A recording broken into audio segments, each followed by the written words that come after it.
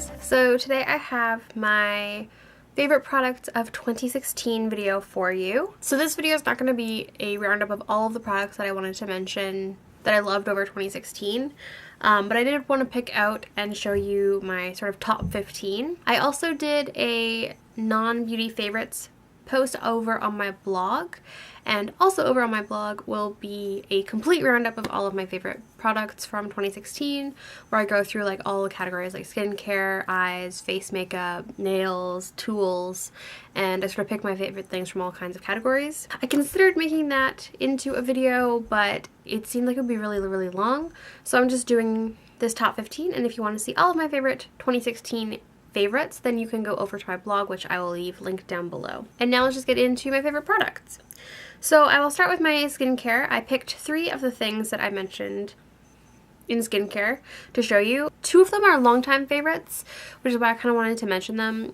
I think I've mentioned them on my channel before, but I don't talk about skincare a lot, so I kind of wanted to re-mention that I'm still loving them. So the first one is the Neutrogena Oil-Free Eye Makeup Remover. As you can see, I'm more than halfway done this one, and it's a really good, reliable eye makeup remover. It takes off like not just eyeshadow and like eyeliner and all of that, but it also takes off waterproof mascara. It does help if you like soak it into this cotton pad and then hold that against your lashes for a bit, rather than just trying to like rub it all off. But it definitely works. It does get like at least 95% of the waterproof mascara off, and anyone who wears waterproof mascara knows that's a pretty hard thing to do. This is my second bottle of this, and I have really loved it, and I haven't really found a reason to try anything new next time. So yeah, that was definitely a 2016 favorite still. The second recurring one is the Clean & Clear Morning Burst Hydrating Gel Moisturizer. I'm hoping this is still a thing. I go through moisturizers really slowly because it's one of the things I'm most likely to get sent from brands to try out. So I have a lot of like face moisturizers especially, but this one is by far my favorite one. I think I'm about halfway done this one. It looks like I'm like about here. I really like this one because it's quite thin. It's still really hydrating, but it's nice and light. It doesn't feel oily on the skin. It absorbs really quickly, and it smells really great. It has cucumber extract, which is probably part of what I'm smelling, but it definitely has like a really fresh, slightly fruity, maybe sort of a melon cantaloupe scent. It's really good, and obviously it's really inexpensive because it's just Clean & Clear. So yeah, I really like that as sort of an everyday daytime moisturizer, though I also use it for nighttime. The second one I have never mentioned in a yearly favorites. I think I might have just got this year, or maybe the end of last year. But that is the Garnier Skin Active Micellar Water. This is just the regular one, the pink one. They also have a waterproof makeup one, which is supposed to be really good at removing waterproof mascara, which is probably the next one I will buy. But this one was really good for everything except waterproof mascara. It's a no rinse, obviously. It's for eyes, lips, face, all skin types, even sensitive skin. I didn't find that it was drying at all. It doesn't leave a weird film on your skin, and it gets off like foundation, daily dirt if you're not wearing makeup, lipstick, definitely, pretty much anything that you need it to get off, it will get off. Except for waterproof mascara. Like it'll take off a little bit of your waterproof mascara, but it won't take it all off unless you like really hate your eyes and you just rub them to death. Yeah, I really like using this. I like to use it either if I'm lazy, I'll just like run this over my face to make sure that I get most of my makeup off at night, or else I will use it after like cleansing my face just to make sure I get all of the extra soap and stuff off. So those are all the skincare things that I wanted to share. For face makeup, I kind of wanted to share my favorite base. My longtime favorite is going to be the Makeup Forever Ultra HD Foundation. Originally just the HD foundation, but now it is the Ultra HD. That's the one I'm wearing today, and I've had this on for probably since 3 is when I finished my makeup, so it's been on for almost 7 hours, and I think it still looks really good. Yeah, it hasn't gotten too oily or anything. Any shine in here is my blush and highlight, and it looks really good. It hasn't broken up anywhere. I really love the finish on this. I love that it's not matte, but it's not dewy. It just lasts all day. It's super reliable. So I will always want to have a bottle of this. But another one that I found, I think this year, that I really do love and wanted to mention as well, is the L'Oreal Paris Infallible Pro Matte Foundation. This is definitely a matte foundation, so if you have really dry skin, it might not be the best. But I'm not usually too dry, so it works really well. I'm the color 101, so like I think that's as pale as they go. It's a pretty good color for me. It's maybe a little light in the summer, but I do really like it. One thing that I love about this foundation is not only does it seem to last really well all day long, but if I don't need it to last all day, it also sets to almost a powdery finish, so I don't need to set it. Setting it does make it last longer for sure, but I do like that I kind of have that option. And then, no surprise, my favorite concealer is the Kat Von D Lock-It Concealer. I know that they've reformulated this since they changed the packaging into the tube with the doe foot applicator, so I'm not sure if I would recommend that one, but yeah, so that's really unfortunate. But this one was fantastic. The tube is huge, so I'm probably going to be using it for at least another year, even though it's the only concealer that I own. But yeah, it's really great. It was a great color. I have the color Light 16, and it just lasts. Like, it hasn't creased at all under my eyes, as far as I can tell. And yeah, it's really good. So I probably shouldn't actually be talking about this one, but it's definitely a favorite. And then, of course, I'm going to have to mention the Rimmel Stay Matte Pressed Powder. I'm using a brand new package of it. I've just barely started to use it, so you can still kind of see the crown imprint. But yeah, this is just a great powder.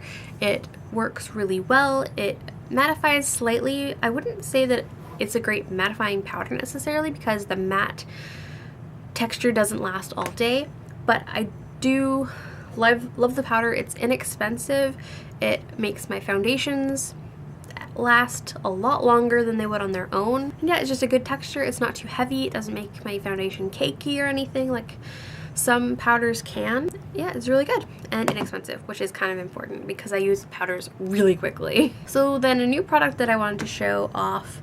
I know I've used it in tons and tons of videos, so if you watch my videos, you may already know that this is a favorite of mine. But this year I got the e.l.f. Contour Palette, which is this little guy right here. It has 4 pop-out powders, so I guess they would be refillable if you use up one or any of them. It's got these shades right here. It's got a matte, sort of slightly yellow tone, a shimmery highlight, and then a warm bronzer and a cool sort of contour bronzer. And yeah, I've been really loving this palette. I love the colors, especially of these two right here. The contour color is just gorgeous. It's the one I'm wearing today. If you can see it at all, I blended it in quite a lot.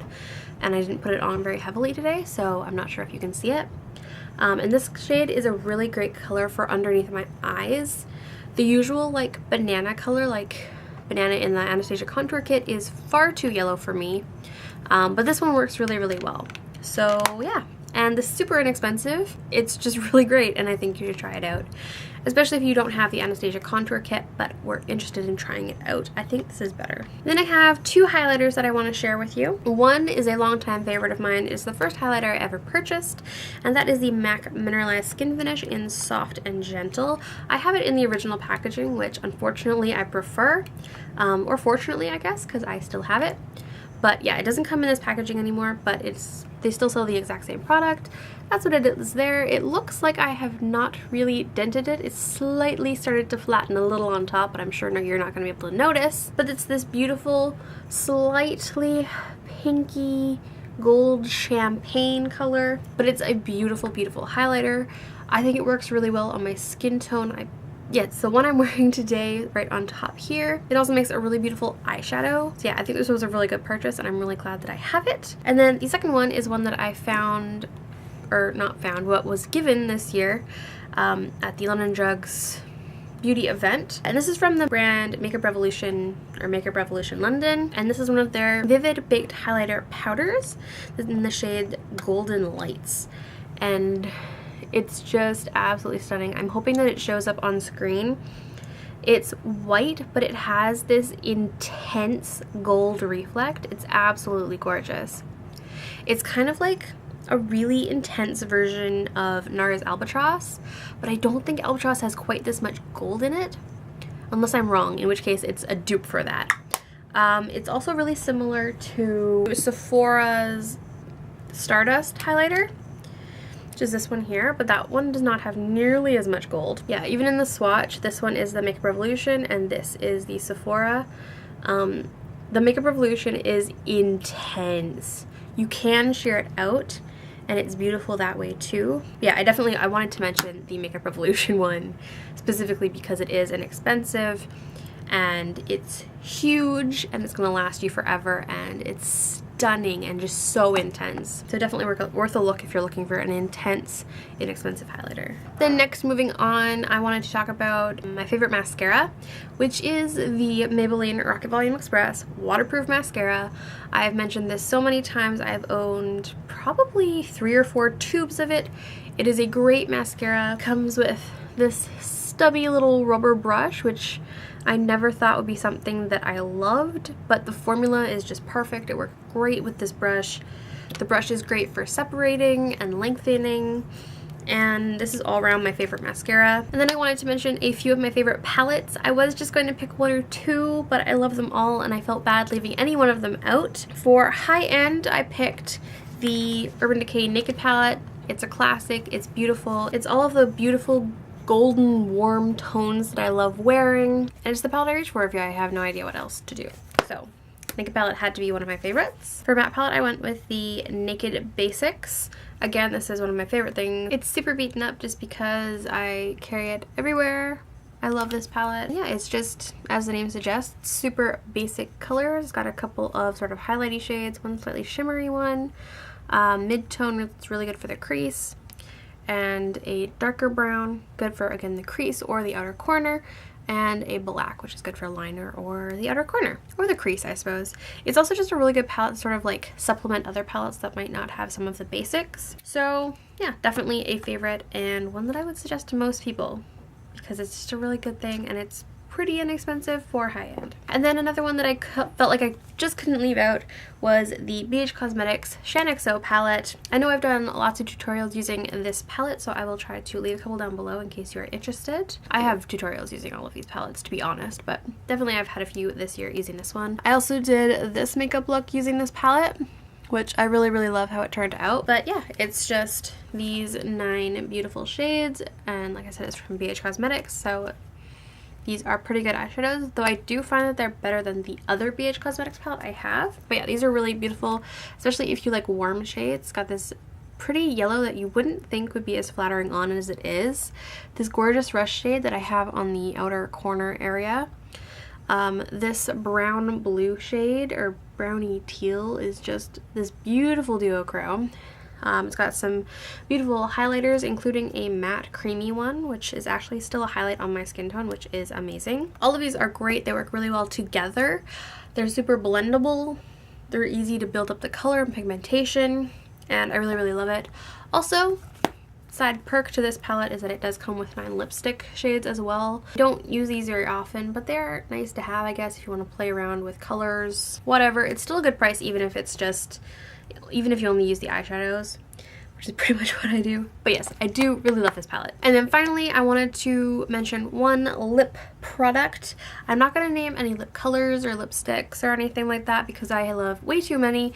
Plus, I did a bunch of favorite lipstick color videos. I did a red, pink, purple, and I have a neutral video coming, I think will be out in the first week or so of January. So I will leave those linked down below if you want recommendations for favorite colors, particular formulas and stuff. But I did want to mention my favorite lip balm. This is the First Aid Beauty Ultra Repair Lip Therapy Balm. It's really, really beautiful. It's one of the ones that comes in a squeezy tube, and it's got a little slanted plastic applicator, and it's really, really great. It smells really beautiful. It's basically just like a mint scented balm, but it's got really great ingredients. It's got jojoba, shea butter, grapeseed oil, carnauba wax, oat kernel flour, tea, licorice root, hyaluronic acid. It's super moisturizing. It's really, really great for your lips. It's super comfortable to wear, and yeah, it's definitely my favorite lip balm. And you kind of need a good lip balm to make your lips a good base for good lipsticks. So I thought that was important, and that was the last thing that I wanted to mention.